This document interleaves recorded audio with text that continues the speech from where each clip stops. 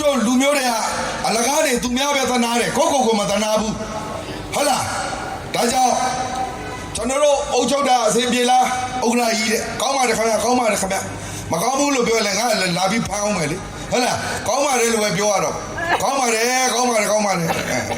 ဘို့လေကောင်းရင်တခွန်းဆိုရပြီလေတဲ့သူတို့ကပြောတာမဟုတ်ပါဘူးကောင်းလို့ဇက်တိုက်ကိုပြောချလိုက်တာကောင်းပါတယ်ဟုတ်လားဒါကြောင့်ဟုတ်လားအုပ်ချုပ်တာတော်တယ်ကောင်းတယ်ဟုတ်လားညင်းစံမို့လည်းမရှိပါဘူးဟုတ်လားဘယ်ဒီခုပါဟုတ်လားဒါကြောင့်ကျဲဦးကစအုပ်ချုပ်တာတရားနေအခု6ကဖြစ်နေပြီဟုတ်လား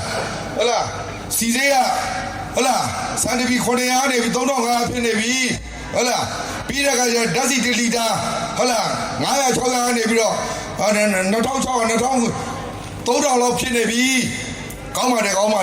ယ်ပေါ့ဟုတ်လားဒါကြောင့်ဒါတွေကို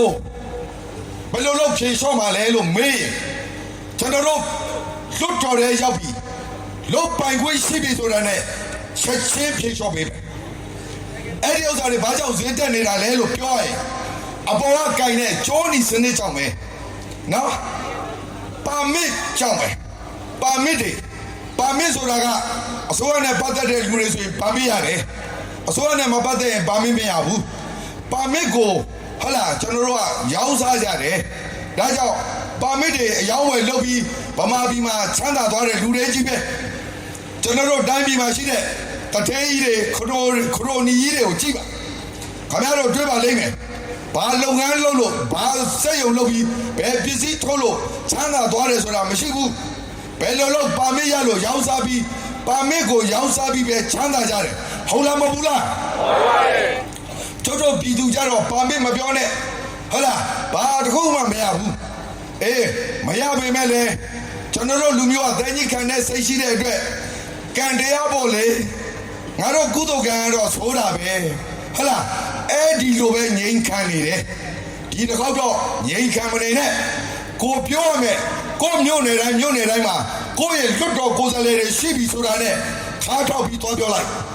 ထမင်းတို့ဝစ်သွားခါထောက်ပြီးပြောလွတ်တော်မကြီးကျမတို့မြို့နယ်ထဲမှာဒီလိုတွေဈေးတွေတက်နေတယ်ရှင်တော့ဘယ်လိုလုပ်ပေးပါလဲဟုတ်လားဒီလိုတွေဖြစ်နေတယ်ရှင်တော့ဘာလုပ်ပေးပါလဲအဲ့ဒီဥစ္စာဆိုရင်ဘာဖြစ်ချင်တယ်ညာဖြစ်ချင်တယ်လို့ပြောရင်လွတ်တော်ကိုယ်စားလှယ်ကလွတ်တော်ထဲမှာသွားပြောရတော့နော်အခုကကျွန်တော်တို့ကဘာတက်တယ်ဘယ်သူသွားပြောမှမသိဘူးဟုတ်တယ်မလားအလကားနေတော့ခင်ဗျားတို့ယာယီမှုစေမှုကြောက်နေရသေးတယ်ရောက်တော့ခဏလောက်မပြောနဲ့ဦးနော်ဟုတ်လားယာယီမှုတော့စေမှုနှုတ်ကိုမနှုတ်ဆက်ရဘူးလာကုန်ပြီနော်လာကုန်ပြီသူတို့ကပြောတယ်ကျုပ်ကလည်းသေချာကြည့်တယ်ဒီကောင်လေးဘာလို့ပြောတာလဲလာကုန်ပြီဆိုတာနဲ့စစ်မှုထမ်းဖို့စစ်သားဝယ်ရမယ်တဲ့နော်စစ်သားဝယ်ဖို့အတွက်တိန်အောင်9000 8000ပေးရမယ်တဲ့ဟာစောက်ကျိုးနဲ့စစ်သားဝယ်ရလားဟုတ်လားကျွန်တော်ပြောတာကစစ်မှုမထမ်းခြင်းဘူးဆိုရင်အဲ့ဒီအိမ်ကစစ်မှုထမ်းမလိုက်နိုင်သေးဘူးဆိုရင်6000နဲ့9000နဲ့1000နဲ့တောင်းတယ်ဟုတ်လားအကုန်လုံးစုပြီးကမှဟုတ်လားစစ်သားသွားဝယ်မယ်တဲ့ဟာမင်းတို့ကလည်းလူကုန်ကူးနေတာလားဟဲ့ကောင်ဗမာပြည်မှာအစိုးရလည်းစစ်သားဝယ်တယ်လို့တခါမှမကြားဘူးငါလည်းနိုင်ငံတော်အစိုးရနဲ့အစည်းအဝေးလုပ်နေတဲ့ထဲမှာအများအားပါနေတာပဲရရွာထဲမှာစစ်သားဝယ်တယ်စစ်သားရောင်းတယ်ဟုတ်လားအဲ့ဒီစစ်သားဝယ်တယ်ရောင်းတယ်ဆိုတာဗမာပြည်တစ်ခုပဲရှိတယ်ကဘာမှဘယ်နေရာမှမရှိဘူးဟုတ်လားဒါကြောင့်အဲ့ဒီဥစ္စာတွေကိုလည်းအခုရွေးကောက်ပွဲပြီးသွားတာနဲ့အားလုံးကိုပြသားနဲ့နှိမ်နှင်းပြီးဖြည့်ရှင်းပေးပါမယ်လို့ဝန်ခံကြည့်ပြပါတယ်ဗျာ